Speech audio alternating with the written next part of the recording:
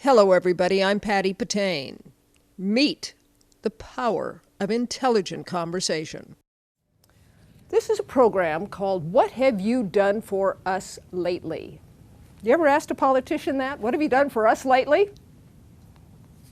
Well, I'd like to know. And as a result of my wanting to know what you have done for us lately, I have invited our state senator, Jeff Stone. He represents this area from Murrieta down to Blythe? No. Yes? Yes. Murrieta, that's a big... All the way to Riverside. All over the place. Yes. Big district. Yes. Every month, yes, every month, Senator Stone's office puts out something called the Stone Sentinel. Very clever. Who came up with that? Well, I have John Hunneman, who's my communications director, and the high school that I graduated, it was called the Sentinel newspaper, and kind of started with an S, so we thought it would make sense. How cute. Yeah. So basically what it is, it's an online, at your website, report that tells everybody what you're doing, what you're getting paid for, what your staff is getting paid for. Basically, you're telling us what you're doing for us. Correct. I'd like some specifics, Senator, if I could. First and foremost, something caught my eye. Your first page in your Sentinel Stone says that you ask the questions and you favor bills that are going to improve the lives of working families, lessen the burden on small business owners, and help all the children of California obtain a world-class education. That you vote against proposed laws that will continue to drive businesses out of the state and that spend taxpayers' dollars recklessly. That all sounds really nice, as businesses in California are flooding out of here and into Texas. Thank you very much, Governor Perry, who came to get a few of them here. Yes, that's a problem. And how do you intend to fix this? I mean, let's get real. Mm-hmm. You were just elected. Mm-hmm. You're a freshman senator. Mm-hmm. First year. Correct. You are in a minority party. You happen to be a Republican in the state of California Senate, which is majority is Democratic. Correct. You had a great history. I mean, you know, you served how many years as supervisor in Riverside County? 10 years. 10 years as supervisor. Prior to that? 12 years on the Temecula City Council. Got a little experience. Yes. And prior to that, you were, take this, ladies and gentlemen, the man was a businessman. He owned a business. It is Doctor. I still do. Oh. I still own my pharmacy. I still operate a pharmacy. Really? I haven't stopped. I'm even more impressed now. Thank you. Here is a business owner, doctorate, pharmacy, you're a pharmacist. Yes. You help a lot of people. You always have. So you understand the government regulations that force themselves upon small business, big business, and particularly big business that says, I'm done, I'm finished with California, I'm out of here. Freshman senator, minority, how in the world can you get anything done? You got great experience. How can you get it done? Well, you know, over the past 22 years when I was in local government, I worked with Democrats, Republicans, Independents. And you have to develop relationships with people, and you got to develop trust. And so what I've done in Sacramento is I've reached out to Democrats. I've had coffee with them. I work with them. I understand what their goals and motivations are. I know what my goals and motivations are, and I try to find areas where we agree on things. And we'll passionately disagree on things, but I demand that we do it with respect and collegiality. And I've also gotten involved in some caucuses. I got involved in... Okay, what does that mean? Caucuses are groups of people that share similar ideas. So I'm a part of the mental health caucus. I use my medical background because we have a lot of mental illness that goes untreated, which causes a lot of homelessness. A lot of people that are in our institutions, our jails, are mentally ill people that need treatment.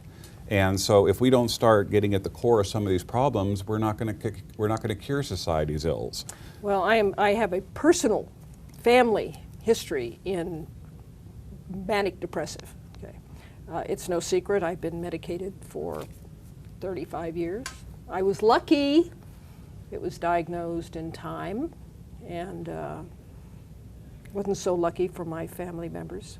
They are no longer with us because of this. So it's a serious, it's one of my rabid, passionate things. So you want to do a program on mental health, you come on down, you let me know, we'll devote it totally to mental health, because it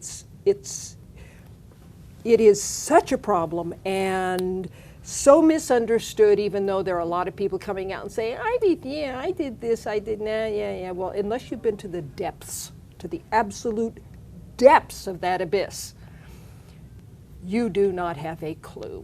Well, I lived it firsthand with my mother. My mother was a depressive, my grandmother was a depressive, and so that's why I've been actively involved in the National Association of Mental Illness, NAMI, to reduce the stigma of people that have mental illness. But we have a lot of people in the state that aren't getting the services that they need, and it's not because we don't have enough money. It's just that we're wasteful in the state. And I want to give you just two quick examples. We have 3 state hospitals left: Sonoma, Fairview in Costa Mesa, and Porterville, where we have a lot of the criminally insane people. But in in Sonoma and in Costa Mesa, Fairview, we have 800 patients, and the state is spending $500 million a year on 800 patients, which is about $560,000 a patient. And so while I've been a strong advocate for the mentally ill, I said to the state legislature, we need to close these institutions down and put these people in the community where they do better at a cost of $20,000, and think of all the people that we'd be able to help if we use that money to help people that are not getting services today. Sounds fabulous. How you doing? So I wrote a bill, okay, which ultimately became a 2-year bill because the senator from Sonoma was very upset because the Sonoma facility is our largest employer in Sonoma County. Politics. Right? However, with his recommendations, we made it a 2-year bill, but the governor in his May revised put in there, we're closing Sonoma in 2018. So it was my bill that brought out the waste that the taxpayers are spending on these programs when we have better programs we can invest in. And the governor, which I've got to give him a lot of credit, he's a fiscal shrewd guy, he's a hawk. He saw the problem, and because of our bill, he put it in his May revised to close that center and put that money into better use of regional centers that will spend it more appropriately. Will that happen? Yes. It's law now. It's in the budget. Oh. The budget formally may get approved Monday. We'll see. That's our Okay. statutory deadline. All right, well, you'll come back and tell us how all this worked out. But mental health, you and I are going to do, I promise, we'll do a whole half hour on mental health. Sure. Okay, you hold me to Very that. important. Your staff is listening. Make a note, please. Okay, so you're trying to do all these good things. You have a good background for the mental health. You have a good background for business. You have a good background for knowing that business can be taxed and taxed and taxed and regulated until they're out of here. Do your fellow senators, Democrats and Republicans, do they believe this way, or are they just mouthing it and saying, yeah, well, yeah, whatever?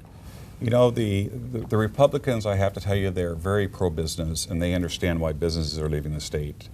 I have to tell you that many of the Democrats, at least in the Senate, they kind of live in a bubble in Sacramento where they just feel that they can just continually overregulate, they can continually tax. They think that businesses are nothing but deep pockets and just keep writing checks. And I think if there's any example that we learned with the Tesla battery factory going across the border to Reno, is that we compete now on a national and global market.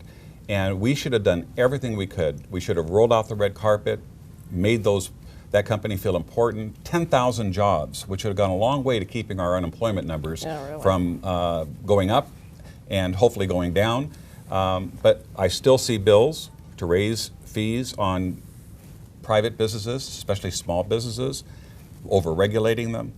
And even in water, we want to regulate even the groundwater to the point where it's gotten ridiculous. I mean, look at chromium-6 here. We have aquifers here in the Coachella Valley where we have chromium-6 that the state decided they want to exceed the federal standard, and it's going to cost now the local water districts in this valley $50 million to try to come up with some technology to bring out the chromium-6, which has never been shown in the concentrations that exist in ambient water to cause any problems. It's just wasteful. Wasteful money instead of finding ways in which we can get more water to the tap. We need more water at the tap, not Okay. water quality. Do you know overdone. a single senator who is a Democrat who believes the way you do? Yes, Good. there is. I'll tell you what, There- have your staff send me his name. Sure. And I will invite him to come and talk to me. I would like that. Okay? Sure. All right. And we'll go through the same thing with him I'm going through with you. Here's another good one. I like this one a lot. Right to try. We're going to put that up here. Right to try. It is a proposed law that you personally created, and I'm going to read this. It comes off the Stone Sentinel, which will give terminally ill Californians the chance to try drugs and treatments that have been safely tested but not yet approved by the FDA. What if you're just like, if you're just dying and you can say, hey, the hell with the safety thing, let's bring it on. I know I'd feel that way. I had a little scare not too long ago, and if I had needed treatment, let me tell you, come on, bring it down. I mean, you're a pharmacist, make something up for me, help me out here. I got nothing to lose. So is basically this right to try proposed law, how you doing with that? We're doing good. It passed out of all of its committees unanimously. And just to let you know that the FDA, when you propose a new drug, you're looking at 10, 12 years before you get it on the market. And Now how many people are dying now in the phase meantime? one is just making sure when you swallow the drug it doesn't kill you, making sure it's safe, right? Oh, yeah. And then the following phase is make sure it does what it's supposed to do. So when you have somebody that's been given a 3-month diagnosis, say you're terminal, you've got nothing, I got nothing more that I can offer you, go home and prepare for your arrangements. This gives hope to some people that if there's a drug being investigated that may already be approved in another country already for the indication for which you're being treated, right. It's going to give you the opportunity to get that drug. It might be the silver bullet to save your life. It may not. Well, this is a no-brainer. But at least it's an alternative for you. So how long is it going to take for this to become law so that those individuals, and I dodged the bullet, how many, I mean, there are hundreds of thousands of people, maybe millions of people in the state of California that could benefit for this. So, like right now, come on, how long is it going to take? Well, it's in the Assembly now where I hope it gets unanimously approved. Yeah, well, hopefully it the should. governor signs it. You let me know if anybody votes against this. I shall. Okay? And then It's what? January 1st. It becomes a law. It's got to wait till January 1st, January of 2016. So we're only 6 months away. Well, I guess that's moving pretty fast. For government, For that's pretty governments, fast. well, congratulations. Thank you. If you need any more media on this, you just let your office tell me, okay? Thank you. Because if you've had a close call, trust me, you want this. I'll give you an example. Neuroblastoma, brain cancer. Ooh. Tumor of the brain. The tumor grows, it doubles in size every week. There's a new treatment now where you inject poliovirus into I these read tumors. about that. And they shrink. For a disease that was 100% Right. fatal, we have now people that can sign up and get on this program. Is and it, can is- save their but lives. it's not yet FDA. It is thingy, not FDA but they approved can yet, do it. But they can sign up. Is the cost astronomical, or is this an affordable solution to a very horrible problem? It's free. Oh, thank God. These drug companies really can't charge you because it's not an approved drug. Okay, So you're they the- have to agree. Okay, you're a pharmacist, Yes. you're a doctor of pharmacy. Yes. Anybody out there that wants to know about these free trial Mm-hmm. drugs, you call me, phone number. I will get in touch with Jeff's staff, and we will get you the information that you need and get you the help if we can. We'll do everything we possibly can. This is a man who's a pharmacist. I mean, he's a doctor. He understands all. This is brilliant. Thank you. This is It's going to help a lot of people. fabulous. What have you We get done for hope. us lately? This is what he's done for us lately. The right to try. That is brilliant. Just thank you. All right, here's another one. Senator Stone to host Senior Scam Stopper. Senior Scam Stopper. And here's a sign that says Senior Scam Stopper. It's kind of a state license board. Well, you talk to maybe 50 or 60 people at a time about this. Mm-hmm. Okay, here's what I want you to do. A lot of people that are a little older get taken advantage of. They do. With the internet, telephone, somebody wants to talk. It's horrible. It's horrible what some of you people do to our older citizens. Horrible. You got to be ashamed of yourself, much less Well, I have some suggestions, but it wouldn't go well on the air. I am a commentator after all. Tell me, why don't you have your office send me a regular notice of what scams are going on? We'll put something together. We'll figure out how to get it on the air on a regular basis. I'll work with Time Warner and see if we can't air these as some kind of public service announcements or something, just to notify people. Thank you. So, you know, I mean, scams. How did you come up with this idea? I did it as a county supervisor. Oh, okay. And so I wanted to bring it into the Senate realm where now we represent 1 million people instead of a half a million people.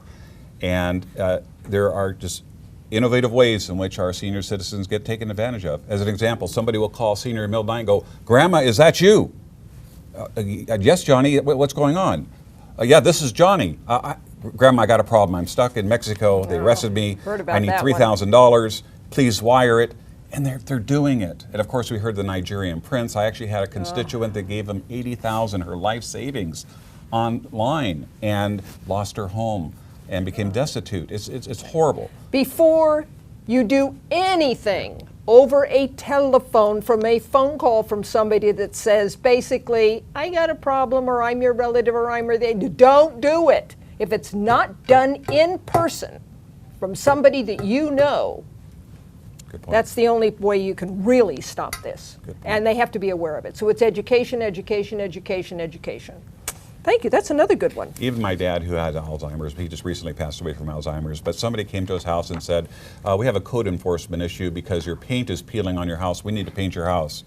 And it was a very small house. He wrote him a check for $8,000. There was nothing we could do. He agreed to it. So what we did was we put a do not disturb sign on their front door, and we diverted all their telephone lines to us kids, so they couldn't get any telemarketing people to contact them because they have dementia. And if you haven't got family, well, then you got a problem. And then it really is.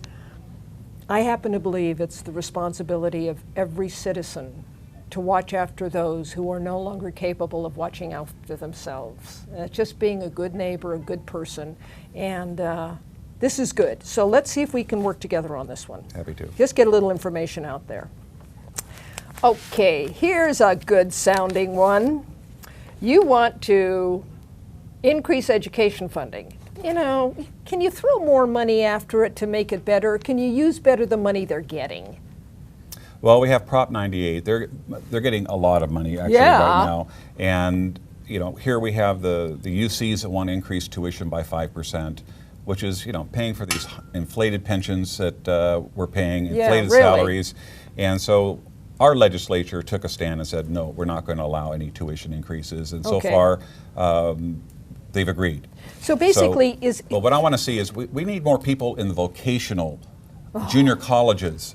We've got to get people to learn how to become electricians and plumbers, construction people, because what we're finding in construction today is they can't find a qualified workforce. So what we're seeing in California and throughout the country is we're seeing that the middle class is shrinking. The upper class is growing in wealth, and the bottom is growing in poverty. But the middle class is disappearing in this country. And so we need more trade schools, more trade intervention in our junior colleges, and let's prepare people for today's modern economy. Technology, we have to embrace technology because computers, robots, you go into a restaurant today, you order on a tablet. We don't have stewardesses. We don't have waitresses anymore. People are getting, by use of technology, replaced. And so we need to better train our kids, the millennials, to cope with this technological revolution that we're seeing in this country. Well, you're talking to me about a subject that I am adamant about, which is technical education. I went to school when they had technical education. I didn't get to take the one I wanted, which was shop, because I was a girl. But now I have my own lathe. So I am there with you, and I'm going to be doing a lot of programs on electrical, plumbing and pipe fitting, iron workers, how to get these jobs without having to pay for the education that is required of them. And you get to, it's called an apprenticeship program. They've been around since 1891, and you don't get any better at this when you've done it and been in business doing this for over 100 and some odd years. So we're talking vocational technical education or career technical CTE. Right. So you're really up on that. Very much so. And the legislature is. And the legislature wants to see more money going to community colleges to offer these skills that are needed in the community. In other words, go out in the community and see what these employers are looking for, and then accommodate your curriculum to match that so that when these kids graduate, they have a job. Well, your office apparently has done the research and says that there is a need for qualified, educated, licensed, card-carrying, licensed construction workers. Yes. And they are not there. Well, I hope to help to do something about that. Not everybody wants to go to college to become a white-collar professional. People want to go to college and become blue-collar. Oh. They want to use their skills. They want, like you said, they want to learn how to fit pipes. We still build homes with pipes. We still build homes with copper wire. Yes. We need... And on top of that, you're a doctor. You have a doctorate, successful. You could not get to work without an auto mechanic. True. You could not do your work without lights and power. So who's more important in this equation? The electrician, the auto mechanic, the plumber? Because without these services that we have in a civilized society, you wouldn't be a pharmacist, you wouldn't be a senator, and we wouldn't be a civilized society. It's all these complementary professions and job descriptions that create opportunities for everyone. Not everyone, like I said, was designed to be a white-collar worker or a pharmacist. Some people want to be a pipe fitter. Some people want to be an electrician. Some people want to work in restaurants. Some people want to fly airplanes. I mean, everybody's got an interest, and that's why we have so many different jobs that exist in this country. But we're seeing those slim down now because of technology. And so we have to adapt to this new technology and train our millennials to compete not only nationally, but to compete globally in the world economy. And we have to, because China's advancing, South Korea is advancing, Taiwan is advancing. We have to compete with Japan and all these other countries, and we've got to invest in all forms of education, including technical careers.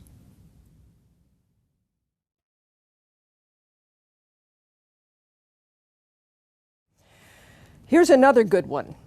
I like this one a lot. Right to try. We're going to put that up here. Right to try. It is a proposed law that you personally created, and I'm going to read this. It comes off the Stone Sentinel, which will give terminally ill Californians the chance to try drugs and treatments that have been safely tested but not yet approved by the FDA. What if you're just like, if you're just dying and you can say, hey, the hell with the safety thing, let's bring it on. I know I'd feel that way. I had a little scare not too long ago, and if I had needed treatment, let me tell you, come on, bring it down. I mean, you're a pharmacist, make something up for me, help me out here, I got nothing to lose. So is basically this right to try proposed law, how you doing with that? We're doing good. It passed out of all of its committees unanimously. And just to let you know that the FDA, when you propose a new drug, you're looking at 10, 12 years before you get it on the market. And how many people are dying in the phase meantime? one is just making sure when you swallow the drug it doesn't kill you, making sure it's safe, right? Well, yeah. And then the following phase is make sure it does what it's supposed to do. So when you have somebody that's been given a 3-month diagnosis, say you're terminal, you've got nothing, I got nothing more that I can offer you, go home and prepare for your arrangements. This gives hope to some people that if there's a drug being investigated that may already be approved in another country already for the indication for which you're being treated, it's going to give you the opportunity to get that drug. It might be the silver bullet to save your life. It may not. Well, this is a no-brainer. But at least there's an alternative for you. So how long is it going to take for this to become law so that those individuals, and I dodged the bullet, how many, I mean, there are hundreds of thousands of people, maybe millions of people in the state of California that could benefit for this. So, like right now, come on, how long is it going to take? Well, it's in the Assembly now, where I hope it gets unanimously approved. Yeah, well, hopefully the governor signs it. You let me know if anybody votes against this. I shall. Okay? And then January 1st, it becomes a law. It's got to wait till January 1st, January of 2016. So we're only 6 months away. Well, I guess that's moving pretty fast. For government, that's pretty fast. Well, congratulations. Thank you. If you need any more media on this, you just let your office tell me, okay? Thank you. Because if you've had a close call, If, trust me, you want this. I'll give you an example. Neuroblastoma, brain cancer. Ooh. Tumor of the brain. The tumor grows, it doubles in size every week. There's a new treatment now where you inject poliovirus into these tumors. I read about that. And they shrink. For a disease that was 100% Right. fatal, we have now people that can sign up and get on this program Is and it, can is- save their but lives. it's not yet FDA. It is thingy, not FDA but approved they can yet, do it. but they can sign up. Is the cost astronomical, or is this an affordable solution to a very horrible problem? It's free. Oh, thank God. These drug companies really can't charge you because it's not an approved drug. Okay, so you're they the- have to agree. Okay, you're a pharmacist, Yes. you're a doctor of pharmacy. Yes. Anybody out there that wants to know about these free trial Mm-hmm. drugs, you call me, phone number. I will get in touch with Jeff's staff, and we will get you the information that you need and get you the help if we can. We'll do everything we possibly can. This is a man who's a pharmacist. I mean, he's a doctor. He understands all. This is brilliant. Thank you. This is It's going to help a lot of people. fabulous. What have you You get done for hope. us lately? This is what he's done for us lately. The right to try. That is brilliant. Just thank you.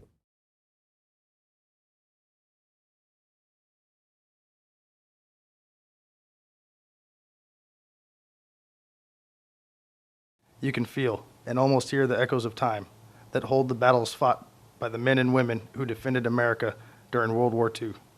The Palm Springs Air Museum offers us the opportunity to touch history, hear the roar of the engines that powered America's armed forces into the age of combat flight. As a modern-day soldier walking through the history of this bygone war, I have come to realize that soldiers, such as myself, serve and fight under far different circumstances. Today, our families have peace of mind, unimagined by those back home during World War II. We have the gift of communications. Following battles that threaten our lives every day, we are able to call, email, or text home. Unless you have been there as a soldier or the family of a soldier, it is hard to imagine the importance of this contact. We also have, by comparison, relatively short tours of duty. I think of what it must have been like for the soldiers that flew these planes, drove the tanks, and marched the fields of battle, to be away from home continuously for years, often with little or no communication for months at a time. Letters, a handwritten letter, placed in an envelope, had to travel by land, sea, and air. Nothing was instant. Following the news of a major battle where thousands of men were killed in action, families waited in anguish to hear if their loved one was still alive. The only message received following the days or weeks of a battle was when a government car drove up to the home of a soldier and announced that he had died. When no service personnel were available due to the overwhelming number of those killed in action, the news was delivered by telegram. Bodies of dead soldiers came home following weeks, months, or years. Many have yet to come home.